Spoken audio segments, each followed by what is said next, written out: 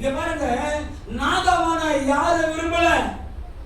நாகாமன் பெரிய தளபதி, ஆனா அவன் குஷ்டரோகம். உங்களுக்கு தெரியல? சரித்திரம் சொல்லுகிறது, வசனம் சொல்லுகிறது, நாகாமுடைய மனைவி கூட பிள்ளை பெற்றுக்கல. ஏன்னா ஒரு குஷ்டரோகி. இவனுக்கு பிள்ளை பெற்றா பிறக்கிற பிள்ளை குஷ்டமா பிறந்துடுமோ என்பதற்காக அவன் பிள்ளையே பெற்றுக்காம வாழ்ந்து வந்த ஒரு குடும்பம். ஒரு நாள் சீரியா தேசம் எருசலேம் படையெடுத்து போனது. இவங்க எல்லாத்தையும் கொள்ளடிச்சுட்டு போகும்போது அனாதையா நின்று கொண்டிருந்த சிறு பெண்ணை பார்த்தாங்க. அந்த பெண்ணையும் தன் தேசத்துக்கு நாகமான் தனக்கு பிள்ளை இல்லை என்பதை அறிந்து நாகமான் அந்த பிள்ளையை தான் வளர்க்கலான்னு கூட்டிட்டு போயிட்டார். அந்த பிள்ளை கூட்டிட்டு போறப்ப வயசு 5. போயிட்டு வளர்த்தாங்க. தன் செல்ல பிள்ளை போல வளர்த்தான் நாகமான். வளர்த்தான், பணிகளை செஞ்சான். அப்படியே இருக்கிறப்ப இப்போ ஒரு சம்பவம் நடக்குது. தன்னுடைய எஜமாட்டிக்கு ஒரு அறிவிப்பு அறிகிறான். இப்போ வயசு 15. 10 வருஷமா கவனிச்சுட்டு இருக்கிற அந்த பெண்ணு, சின்ன பெண்ணு, தன் எஜமான் அவமானப்படுத்தப்படுவதையும் தன் எஜமாட்டி கண்ணீர் விளைக்கிறதையும் அதற்கான காரணம் என்னன்னு யோசனை பார்க்கிறா.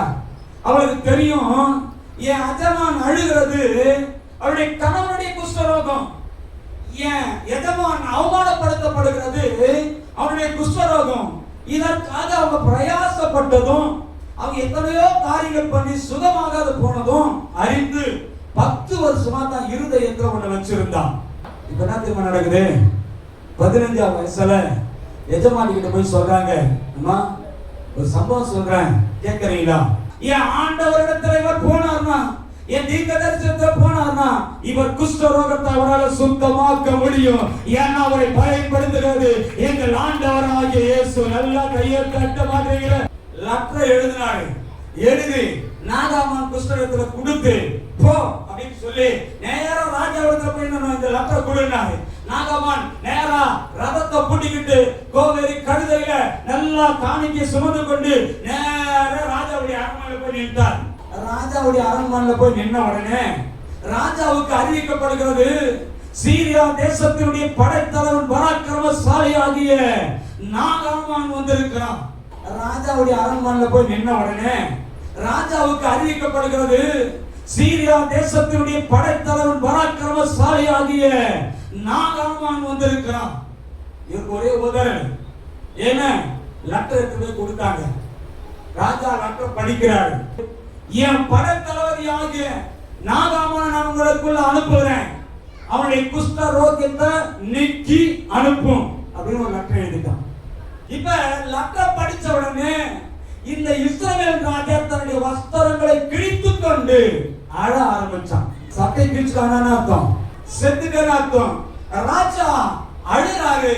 அந்த சீரியா தேசத்தின் ராஜா எவர படையெடுக்க எத்தனை தேடுறான். நானா தேவனா, நானா கடவுளா, இவன் குஷ்டரோகத்தை நீக்கன்னு அழுற சத்தம் எப்படி எப்படியோ பரவி போய் யாருக்கு தெரிஞ்சுச்சுன்னா தமஸ்குல குடியிருக்கிற ஒரு சின்ன குடிசையில குடியிருக்கிற எலிசாவின் காதுக்கு எட்டினது. ராஜா அழுகிறார், தமஸ்குல அழுது கொண்டிருக்கிறான். சொன்ன போது இங்கிருந்து ஒரு ஆள் அனுப்புறாரு, ராஜாவே நீங்க ஏன் அழுறீங்க? அவனை ஏன் இடத்துல அனுப்புங்க. இஸ்ரவேல் தேசத்தில தீர்க்க தரிசனை உண்டு என்பதை அறிந்து கொள்ளத்தக்கதாக அவனை ஏன் இடத்துல அனுப்புங்க.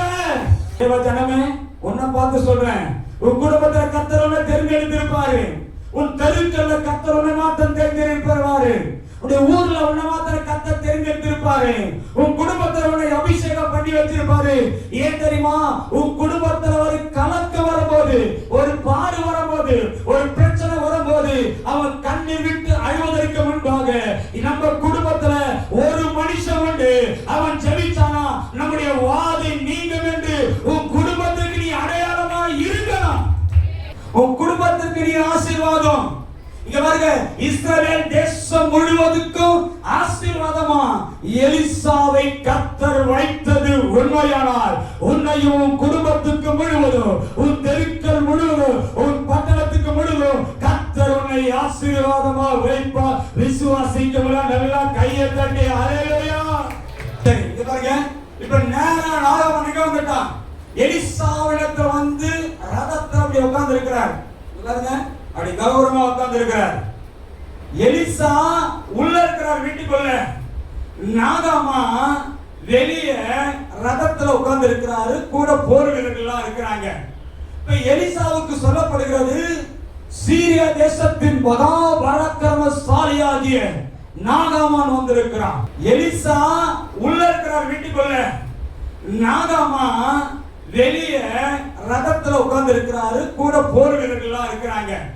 இப்ப எலிசாவுக்கு சொல்லப்படுகிறது, சீரியா தேசத்தின் மகா பராக்கிரமசாலியாகிய நாகமான் வந்திருக்கிறான். இவரு உள்ள இருக்கிறாரு, இவர் வெளியே இருக்கிறாரு. நாகமான் நிக்கிறாரு. வந்த உடனே எலிசா ஓடி வந்து பராக்கிரமசாலியாகிய வரவேற்பன்னு பார்த்தா உள்ள உட்கார்ந்துட்டு சொல்றாரு, அவனை போய் 7 தரம் யோர்தான்ல குளிக்க சொல்லு. வெளியே வரல. ஏன் தெரியுமா? நாகமானுக்கு ஒரு அகந்தை இருந்தது. நான் மகா பராக்கிரமசாலி, நான் சீரியா தேசத்துடைய தளபதி, ஆகையால் அந்த ஊழியக்காரன் என்ன வந்து பார்க்கட்டும் ரதத்து மேல உட்கார்ந்து இருந்தாரு. அவர் வெளியே வரல. ஆகாபு சொன்னாரு, 50 பேர் அழைச்சு எலியாவை போய் கூட்டிட்டு வா அப்படின்றாரு. 50 பேர் கத்தி ரதத்தோட வந்து நின்னா. இங்க பாருங்க, நின்னு எலியாவை ராஜா கூப்பிடுறார். எலியா கம்முன்னு வானத்தை பார்த்து சொன்னாரு, ஆண்டவரே, நீ இஸ்ரவேலின் தேவன் என்றும் நான் ஒரு ஊழியக்காரன் என்றும் இவர்கள் அறிந்து கொள்ளத்தக்கதாக அக்கினியை இறக்கும். இறங்கி 50 பேரும் கால் பண்ணிச்சு. ராஜாவுக்கு சொல்றாங்க, 50 பேர் செத்துட்டான். அதை விட மரணத்தை வச்சாலே 50 பேர் அனுப்புறான். அவன் போய் சொல்றான், எலியாவை ராஜா கூப்பிடுற வரியா இல்லையா? கட்டிய காட்டுறான். இவர் இன்னும் சொல்ல. இது பாருங்க, அமைதியா இருக்கிற ஊழியக்காரன் நம்பாதீங்க. மேல வானத்தை பார்த்து சொல்றாரு, நான் நீ தேவன் என்றும் நான் ஒரு ஊழியக்காரன் என்றும் ஒரு அறிந்து கொள்ளத்தக்கதாக அக்கினியை இறக்கும். 50 பேர் செத்துதான். அடுத்து ஒரு செட்டு ரெடி ஆகுது. 50 பேர். அவன் வர கொஞ்சம் ஞானவனான்ட்டான். நேரா வந்தான். எலியா கல் மேல உட்கார்ந்து இருக்கிறான். தாழ விழுந்து எலியாவை வணங்கி, ஆண்டவரே, என் ஜீவன் உனக்கு எப்படி இருப்பதாக, பிரியமா இருப்பதாக தாழ்மையா கேட்டான். ராஜாவுன்னு கூப்பிடுறாரு, என்ன பண்ண அப்படி கெஞ்சி கேட்டான். ஆண்டவர் அவனை ஆசீர்வதிக்கிறார். ஊழியக்காரனுக்கு முன்பாக அப்படி நெஞ்சு நிமிர்த்தி அப்படி காலை தூக்கி நிற்க கூடாது. அல்லேலூயா. இப்ப சொல்றாரு, நான் வந்து எனக்கு தொட்டு சுகமாக்குவான்னு பார்த்தா என்ன போய் யோர்தான்ல குளிக்க சொல்றானே. இஸ்ரவேலின் தேவனிடத்தில் தேசத்தில் இருக்கிற தமஸ்குவில் இருக்கிற ஆப்னாவும் பர்பாரும் நல்லதல்லவா என்று தான் தேசத்தில் இருக்க 2 நதியை குறித்து சொன்னார். இப்ப சொல்றாரு, நான் வந்து எனக்கு தொட்டு சுகமாக்குவான்னு பார்த்தா என்ன போய் யோர்தான்ல குளிக்க சொல்றானே. இஸ்ரவேலின் தேவனிடத்தில் தேசத்தில் இருக்கிற தமஸ்குவில் இருக்கிற ஆப்னாவும் பர்பாரும் நல்லதல்லவா என்று தான் தேசத்தில் இருக்க 2 நதியை குறித்து சொன்னார். அந்த நதியினுடைய விசேஷத்தை சொல்றேன், எழுதிக்க. ஆப்னா அப்படின்னா என்னன்னு கேட்டீங்கன்னா, தெளிந்த தண்ணீர் இருக்கும். எல்லாம் கவனமா கேளுங்க. தெளிந்த தண்ணீர் இருக்கும். அந்த தண்ணீர போய் இறங்குனீங்கன்னா கீழே இருக்கிற அந்த மண்ணெல்லாம் கூட தெரியும். அப்படிதான் ஆப்னா நதி இருக்கும். அதுல ஒரு சேர் இருக்கும், மண் இருக்கும். அந்த மண்ணை எடுத்து பூசனா எப்பேற்பட்ட ஸ்கின் ப்ராப்ளம் இருந்தாலும் நீங்கிடும். அப்படி இருக்கிற நதி. அப்படி சொல்றாரு, நான் யோர்தான்ல குடித்த விட நான் ஆப்னா நதியில போயிட்டு மண் எடுத்து நான் தேய்ச்சி நின்று இருந்தேனா என் வியாதி நீங்கிட்டோம். ஏதோ தொட்டு சுகமாக்குவான்னு பார்த்தா இப்படி வந்து சொல்றாரு. கோவம் வந்துச்சு. அடுத்து சொல்றாரு, பர்பாருக்கு வந்தாரு. அது எப்படின்னா வேகமாய் ஓடுகிற தண்ணி. அந்த தண்ணி வந்து மேல அடிச்சதுன்னா மேல இருக்கிற எல்லாம் அசடு கழுத்து எல்லாம் கொண்டுட்டு போயிடும். வேகமாய் போகிற நதியில போய் குளிச்சது அப்புறம் வியாதி போயிருக்கும். 2மே இல்லாம என்ன போய் யோர்தான்ல குளிக்க சொல்றாரு. இந்த பர்பார் என்ற நதி பக்கத்துல ஒரு பறவை ஒண்ணு வாழும். அந்த பறவை பேரு எதங்க, இப்படி காலை ஊன்ற மாதிரி இருக்கும், சரண்டு போயிடும். அந்த பறவை தான் கம்பெனிக்கார வச்சான், கார் கம்பெனிக்கார வச்சான். அப்படியே அப்படி கீர் போட்டு ஸ்டார்ட் பண்ண பார்த்தா சரவணன் போவோம். அந்த பறவை பார்த்தா பேர் வச்சா சிட்டு. அந்த பறவை பேர் என்னது? சிட்டு. அந்த பறவை பேர் அப்படி இப்படி கால வைக்க சரவணன் ஓடும். நம்ம அதான் என்ன பண்ணாங்க, சிட்டுக்கு அந்த பேர் வச்சாங்க. கேளுங்க, இந்த ஆப்னா பர்பார் இருக்கிறதுக்கு அதுல போய் குளிக்காத யோகா இல்ல. உடனே சொன்னா வேலைக்காரன், ராஜாவை ஒரு பெரிய காரியத்தை சொல்லிதான் செஞ்சிருப்பீங்கல்ல, ஒரு சின்ன காரம் 7 தடவை குளிங்க அப்படின்னு சொன்ன உடனே போய் குளிச்சான். அவன் குஷ்டரோகம் நீங்கிடுச்சு. இதெல்லாம் தெரியும். மீண்டும் திரும்பி வரான். அந்த ராகவன் குஷ்டரோகி வந்து நிக்கிறான். ரதம் நிக்குது, போர் வரையில் நிக்குது. 2 பொழுது கருதை சுமக்கத்தக்கதாக காணிக்கை இருக்கு. வெள்ளி பொண்ணு எல்லாம் இருக்குது. என் கையில ஒரு காணிக்கை வாங்கிக்கன்னு எலிசாவிடத்துல நாகாமான் சொல்றான். ஆனா எலிசா அடுத்து சொல்றாரு, என்ன சொல்றாரு? அதற்கு நான் வாங்குகிறது இல்ல. இவர் காணிக்கை சத்தியமா வாங்குறது இல்ல. அவன் கெஞ்சி கேட்கிறான், ஆண்டவராகிய இயேசு நாமத்துல வாங்க மாட்டேன் சொல்லிட்டாரு. நான் கேட்கிறேன், ஏன் எலிசா காணிக்க வாங்கல? நான் கேட்கிறேன், ஏன் எலிசா காணிக்க வாங்கல? ஏன் வாங்கல அப்படின்னா, ஒரு சம்பவம். கர்த்தர் உனக்கு ஒரு நபரை காட்டினார்னா, ஒரு சபைக்கு ஒரு ஊழி ஒரு புதுசா ஒரு பிள்ளைகளை கொண்டு வந்து கொடுத்தார்னா, அவன் இடத்துல காணிக்க வாங்குறது நம்ம எண்ணம் கிடையாது. இயேசுவை அவனுக்குள்ள அனுப்புறோம். அதான் நமக்கு ஃபர்ஸ்ட். ஆண்டவரை உனக்கு ஒரு வேலை அறிமுகப்படுத்தினா அவனிடத்தை யாராவது ஜெபம் பண்ணி வாங்கிட்டு வந்தலாமான்னு பார்க்க கூடாது. அவனுக்கு ஏதாவது செஞ்சு இயேசுவை உள்ள வைக்கணும். நீ நஷ்டப்படணும். இயேசு அவனுக்குள்ள மகிமைப்பட ஆரம்பிச்சா அதான் நல்ல ஊழியம். கையத்தடி சொல்லுங்க அல்லேலூயா. அப்படி அப்படிலாம் பார்க்கணும். எலிசா காணிக்க வாங்குறது இல்ல. இப்ப பாருங்க, முதல்ல நாகமான் சொன்னான், இஸ்ரவேலின் தேவனை தவிர வேறொரு தேவன் இல்லை என்று புற ஜாதியுடைய வாயில அறிக்கை வாங்கிட்டாரு எலிசா. இங்க பாருங்க, இவன் காணிக்கை கொடுக்கறான், வாங்க மாட்டேன்னு சொல்லிட்டாரு. சொல்லிட்ட உடனே அடுத்த காரியம் நடக்குது.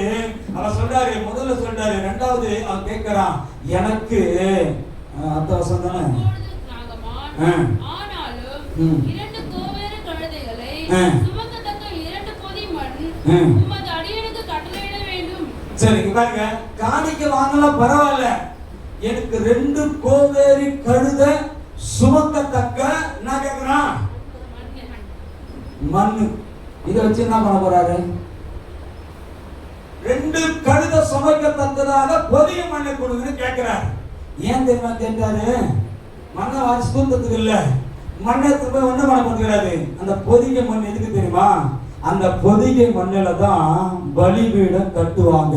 பலிபீடம் கட்டினா செட் ஆக உடனே அந்த பொதிகை மண்ணில கட்டப்பட்ட பலிபீடத்துல தான் பலியிடுவாங்க. இப்ப நாகமான் சொல்றான், இஸ்ரவேலின் தேவன் தான் தேவன், அந்த தேவனுக்கு நான் பலியிட வேண்டும், எனக்கு கொஞ்சம் பொதிகை மண்ணை கொடுங்கன்னு கேட்டு வாங்கி பலிபீடம் கட்டி ஊழியக்காரருக்கு முன்பாகவே பலியிட்டு ஆண்டவரை மகிமைப்படுத்தினான். ஆமென். பாருங்க, அறிக்கை செஞ்சான், பலிபீடம் கட்டி பலியிட்டுட்டான். முடிஞ்சிட்டு போகும்போது அவருக்கு ஒரே ஒரு சந்தேகம்.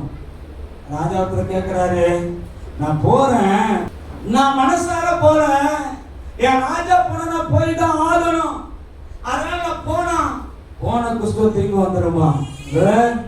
முன் வச்ச கால பின் வைக்காதான். பரிசுத்தத்திற்கு அழைக்கப்பட்ட பரிசுத்தம் தான், ஊழியத்துக்கு அழைக்கப்பட்ட ஊழியம் தான்.